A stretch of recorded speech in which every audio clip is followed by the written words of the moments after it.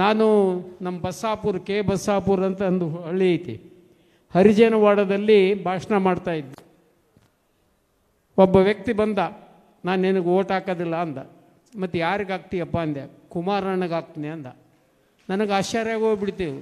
ಅವನು ಎಷ್ಟು ಮುಗ್ಧ ಅಂದ್ರೆ, ಇಲ್ಲೇ ಇದಾರೆ ನೋಡಿ, ಇದೆ ಇವರಿದ್ದರು ನನ್ನ ಬಗಲಾಗ, ಅವ್ರ ಬಗಲಾಗಿದ್ದರು ನಾನು ಕೂಡ ಮಾತಾಡುವಾಗ ನನಗೆ ಆಶ್ಚರ್ಯ ಆಯಿತು. ಎಲ್ಲಿ ಕುಮಾರಣ್ಣ, ಎಲ್ಲಿ ಇವನು, ಅವನು ಇಷ್ಟು ಮುಗ್ಧದೇನ, ಕುಮಾರಣ್ಣನ ಕ್ಯಾಂಡಿಡೇಟ್ ನಾನು ಅನ್ನೋದು ಗೊತ್ತಿಲ್ಲ ಅವನಿಗೆ. ನಾನು ಕೆಳಗಿಳಿದು ಭಾಷಣ ಬಿಟ್ಟು ಹೋಗಿ ಎದಕ್ಕೆ ಹಾಕ್ತಿ ಕುಮಾರಣ್ಣಗೆ ಅಂತ ಕೇಳಿದೆ.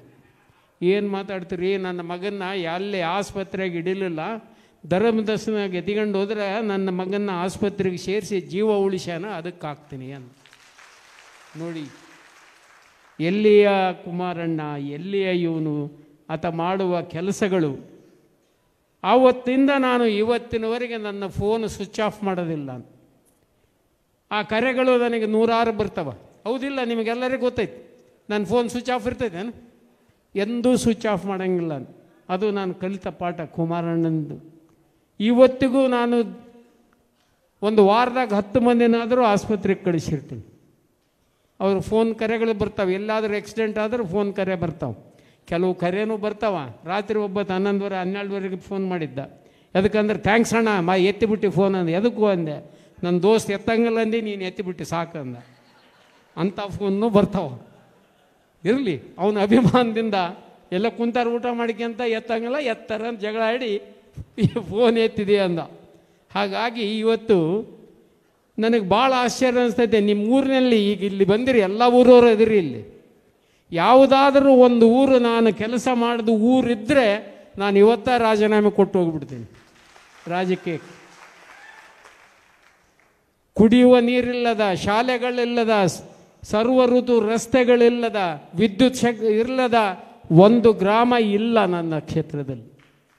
ಎಲ್ಲ ಊರಿಗೆ ರಸ್ತೆಗಳನ್ನು ಮಾಡಿನಿಲ್ಲ, ಮಾಡಿನೇ ಇಲ್ಲ. 10-20 ಗುಡಿಸಲಿದ್ದಲ್ಲಿ ಟಾರ್ ರೋಡ್ ಮಾಡಿಕೊಟ್ಟೀನಿ. ಸಿಂಧನೂರು ನಗರದಾಗ ನೀವು ಅಡ್ಡಾಡಿದರೆ ಕೈಯಾಗ ಚಪ್ಪಲಿ ಹಿಡ್ಕೊಂಡು ಅಡ್ಡಾಡ್ತಿದ್ರಿ, ಗಾಡಿ ಹೋಗಕ್ಕೆ ಬರ್ತಿದ್ದಿಲ್ಲ. ಇವತ್ತು ಯಾವ ಓಣಿಗರ ಹೋಗ್ರಿ ಟಾರ್ ರೋಡ್ ಅದಾವ ಇಲ್ಲ?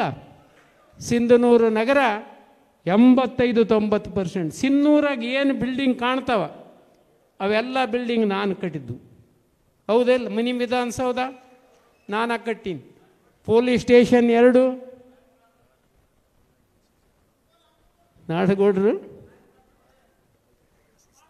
ಅಲ್ಲ, ಅದನ್ನು ಮಾಡಿದ ಮೇಲೆ ಪ್ಲಾಟ್ಗಳು ಡಬಲ್ ರೇಟ್ ಆಗ್ಯಾವ, ಆಗಿರ್ಬೇಕು ಬಿಡೋದು.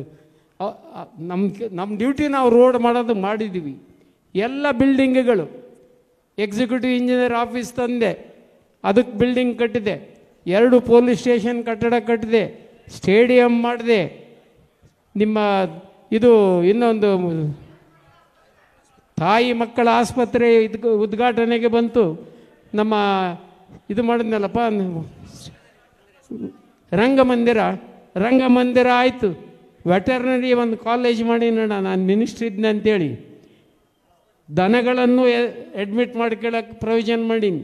ಟ್ರೀಟ್ಮೆಂಟ್ ಮಾಡಬೇಕು, ಅಲ್ಲೇ ಆಪರೇಷನ್ ಥಿಯೇಟ್ರು ಎಲ್ಲ. ಪೆಟ್ಸ್ಗೆ ಒಂದು ವಿಂಗು, ಎನಿಮಲ್ಸಿಗೆ ಒಂದು ವಿಂಗ್. ಅಂಥ ಒಂದು ಕರ್ನಾಟಕದಲ್ಲಿ ಅಂಥ ಹಾಸ್ಪಿಟ್ಲ್ ಎಲ್ಲೂ ಇಲ್ಲ. ಅಂಥ ಒಂದು ಹಾಸ್ಪಿಟ್ಲ್ ಕಟ್ಟಿನಿ. ಈಗ ಡಾಕ್ಟ್ರ್ ಹಾಕೋಕ್ಕಾಗವಲ್ದವ್ರಿಗೆ. 8-10 ಕೋಟಿ ಸ್ಟೇಡಿಯಂ ಮಾಡೀನಿ. ಇವತ್ತು ಆ ಸ್ಟೇಡಿಯಂ ನೋಡೋಕೆ ಹೋಗ್ಬಿಟ್ರೆ ನನ್ನ ಕಣ್ಣಾಗ ನೀರು ಬರ್ತಾವೆ. ಹಾಳು ಮಾಡಿ ಇಟ್ಟುಬಿಟ್ರು. ಇವತ್ತು ನಾನು ಎಲ್ಲ ಊರಿಗೆ, ನಿಮ್ಮ ಊರಿಗೆ ಬಂದು ನಿಮ್ಮ ಊರಿಗೆ ಎಷ್ಟು ಕೋಟಿ ಕೆಲಸ ಮಾಡೀನಿ ಅಂತ ಮಾಹಿತಿ ಕೊಟ್ಟು ಬಂದಿದ್ನಿಲ್ಲ.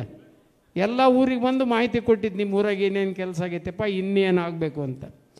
ಅದಕ್ಕೆ ಒಂದೊಂದು ಸಲ ನನಗೆ ಅನಿಸ್ತೈತೆ, ಕೆಲಸಕ್ಕೂ ಚುನಾವಣೆಗೂ ಸಂಬಂಧನೇ ಇಲ್ಲ. ಕೆಲಸ ಮಾಡಿದವರೆಲ್ಲ ಗೆದ್ದಿತೀವಿ ಅನ್ನೋದು ಸುಳ್ಳು. ಆವತ್ತು ಏನು ಸನ್ನಿವೇಶ ಬರ್ತೈತೆ, ಯಾವುದೋ ಸನ್ನಿವೇಶದಾಗ ಎಲ್ಲೋ ಹೋಗ್ಬಿಡ್ತೀವಿ. ಹಾಗಾಗಿ ಇದಾಗುತ್ತೆ. ಇವತ್ತು ಜೋಳ ಬೆಳೆದ ರೈತರು ಬಂದು ಕುಂತಿರಿ ಇಲ್ಲಿ ಭಾಳಷ್ಟು ಮಂದಿ. ಇವತ್ತು ಏನು ಪರಿಸ್ಥಿತಿ ಇದೆ ನಿಮ್ಮದು?